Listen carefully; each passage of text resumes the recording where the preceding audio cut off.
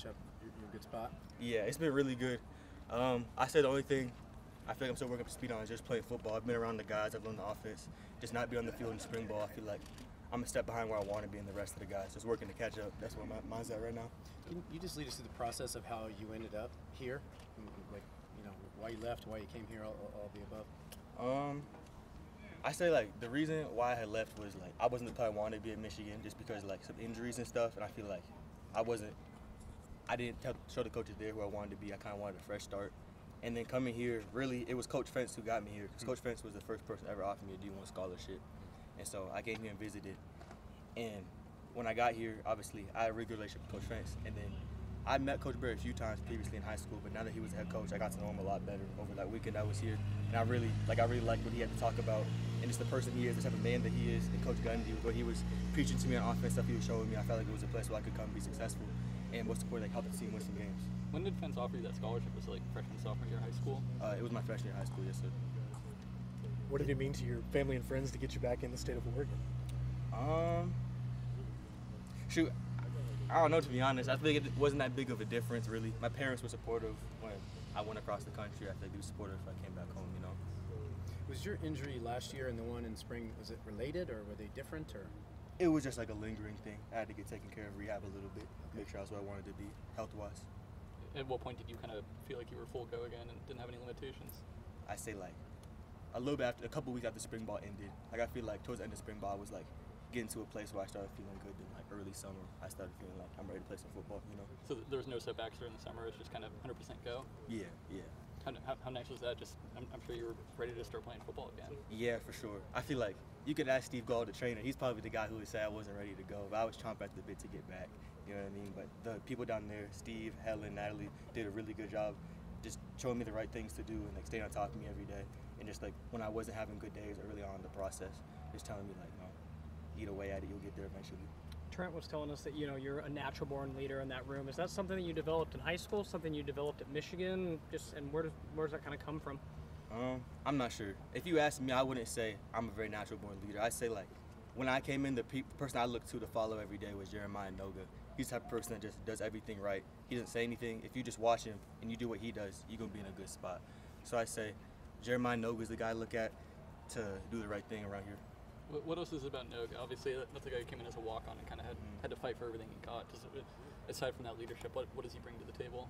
Well, I think like that walk-on mentality almost. Like him and Trent both have it, but I feel like Noga kind of personifies it. Like he's a completely different person outside the facility. Like I feel like when he walks in these doors, it's almost like a switch flips. Like it's all business. Like he has to get what he needs when he walks in the doors, and when he's gone, it's a different story. So I think just being intentional. I think that's a good word to describe him about everything he does, whether it's treatment, eating, stretching in the weight room, lifting, and especially on the football field. How much, if any, did the current status of reshuffling of leagues and Oregon State and Washington State being on the outside, did that play any role at all? Did it make you hesitate to come here, or was that a factor? I was super familiar with like the concept of all that before I visited, and Coach Bray broke it down to me. The way I see it, I'm pretty sure he said the same way. We win games, we make the playoff, and we win all our regular season games, beat the team supposed to beat, get the playoff, we get to play more big-time football, aside from the good teams we have on the schedule, you know what I mean? So if we handle business and control, we can control, we'll be in a good spot. How would you describe your first 2 college seasons, and I mean, do you feel like you still have a little bit of hunger to probably prove yourself still? Oh yeah, I'm nowhere near satisfied with where I'm at in my college experience. Though I will say I'm super blessed and honored to have the experience I did at Michigan. I got to play some really big games and learn from some really great people like Coach Harbaugh, certain Coach Van Herbert. I made some lifelong relationships I'll never forget and I'll cherish forever. But I'm here now, that's what I'm focused on. It was just the injuries you felt that set you back, or was there other stuff going on? It was a combination of things. It's football. I felt like this is what was going to be what's best for me, and I prayed on it. I asked people I trust, and they felt the same way. So this is where I'm at now. I'm going to give everything I got to where I'm at right now. What is it going to take for your next 2 years here at Oregon State to feel accomplished in your collegiate career? I think most importantly, win games. Do everything I can do to win games while I'm here, and like every day, like I ask myself, like, what can I do to like. I think of every day like a wet washcloth. I walk in here, I'm trying to wring it out. When I walk, I want it to be as dry as I possibly can. And some days it's not gonna happen. I'm gonna look in the mirror, I'm gonna say, maybe I didn't do what I need to do here. Maybe I didn't do what I need to do here. But the days that I feel like I did that, it feels good, and I think that's what keeps me going. I think you keep stacking good days like that, you're gonna look up one day and your dream's gonna be right there in front of you. You just gotta reach out and grab it. You know what I mean? Where are you at with the playbook? Are you in good shape? Because you missed the spring. I didn't know if you're still catching up. Or... Honestly, I feel like the spring was a blessing in disguise. I got to kind of sit back and be like Coach Fence's little sidekick. I got to learn it better and from other people's mistakes. Yeah. I feel Coach Fence did a really good job. Like early on, he was like, you know, you're not playing. Some guys take this as a time to like chill out and relax and get behind. And I think he kind of like they tied me along and brought me along with him, just making sure every day I was learning stuff, watching film with the guys, and learn from their mistakes. So when I get out here, I don't make as many mistakes. You know. Are there any overlapping traits between Coach Harbaugh and Coach Bray? Shoot.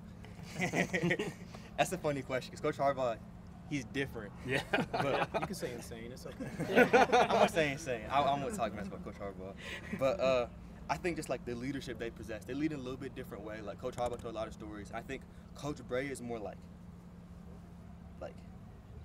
he'll say something like he's really short and to the point. He'll say something, kind of like walk out of the team meeting, and it gets you like you ready to go play a game right now. You know what I mean? I think that's what I heard he was like as a player. Like my high school coaches played with Coach Bray, and they said he had a screw loose when it came to football. You know what I mean? So I think I like that. I like that about him for sure. All right, thanks. Yes, Thank sir. you. Thank you, guys. Darrius.